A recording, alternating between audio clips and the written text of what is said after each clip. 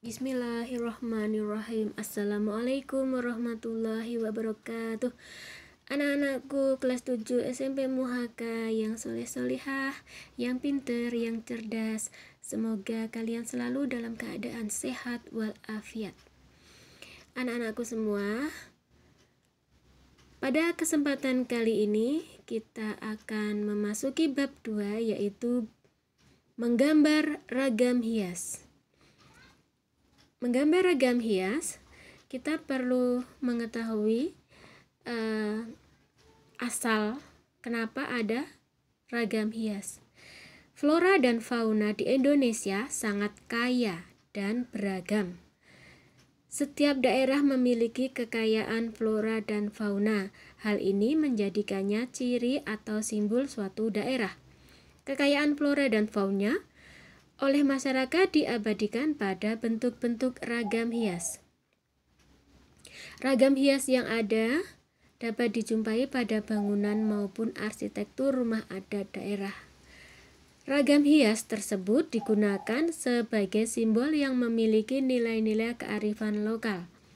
Setiap daerah mempunyai perbedaan. Tentu itu juga mewakili ragam hias flora dan fauna di tiap-tiap daerah yang berbeda. Karena pembuatannya sendiri dibuat menggunakan bahan dan teknik yang berbeda. Ragam hias ada yang dibuat di atas kayu, kain, kulit, dan sebagainya. Pengertian ragam hias. Ragam hias atau biasa disebut dengan ornamen merupakan bentuk karya seni rupa yang sudah berkembang sejak zaman prasejarah dengan menampilkan sebuah riasan atau motif sebagai identitas suatu karya seni itu sendiri.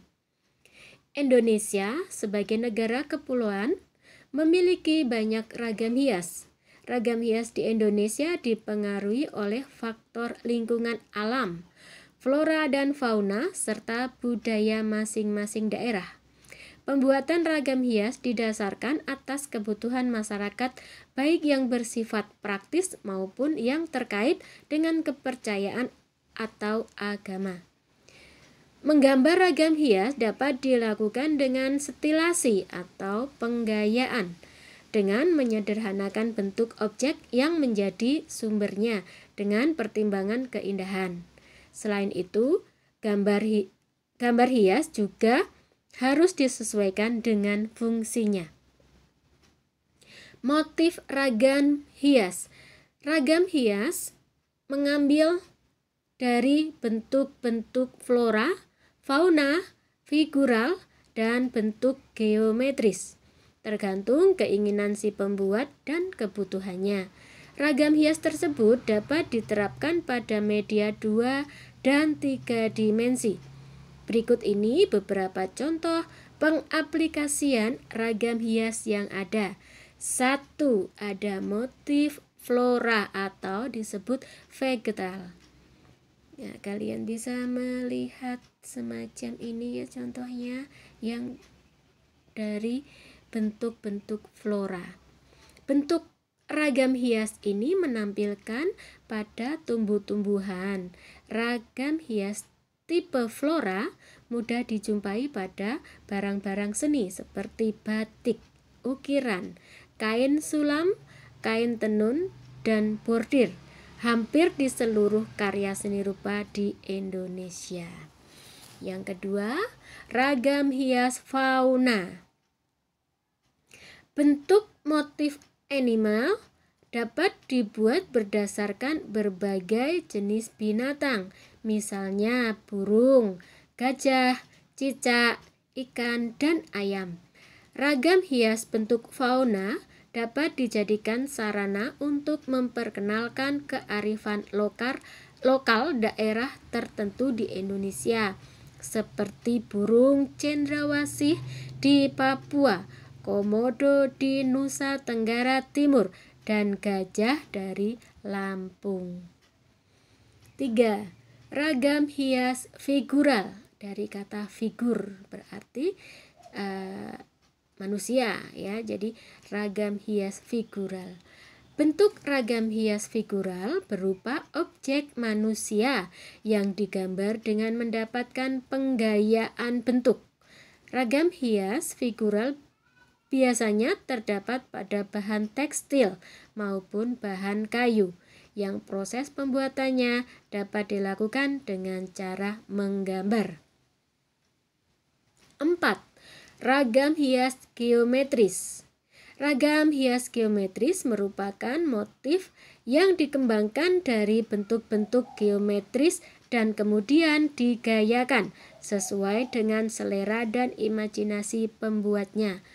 Gaya ragam hias geometris dapat dijumpai di seluruh daerah di Indonesia, seperti di Jawa, Sumatera, Kalimantan, Sulawesi, dan Papua. D. Bagian pola ragam hias.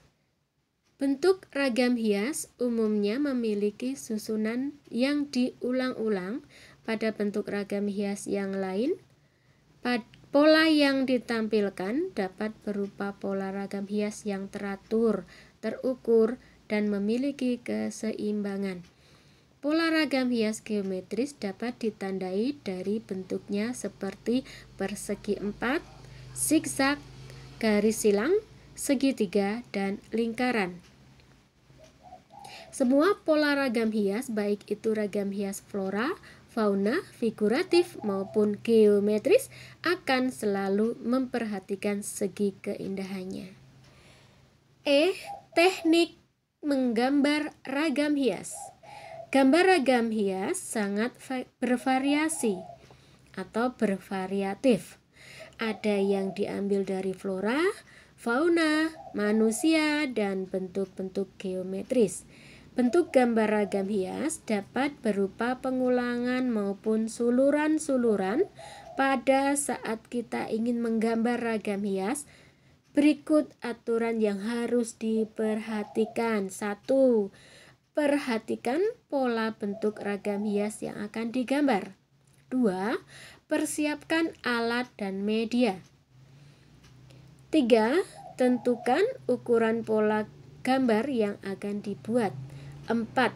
Buat sketsa di salah satu kotak atau bidang yang telah dibuat sebelumnya. 5. Buat bentuk yang sama, bisa dijiplak pada bidang yang lain. 6. Warnai gambar. Oke, demikian ya anak-anakku tentang gambar ragam hias. Kesimpulannya bahwa menggambar ragam hias memiliki pola bentuk gambar yang teratur dan pola gambar yang tidak teratur. Jadi ada dua, yang teratur dan yang tidak teratur. Pola gambar teratur memiliki ukuran pola yang sama.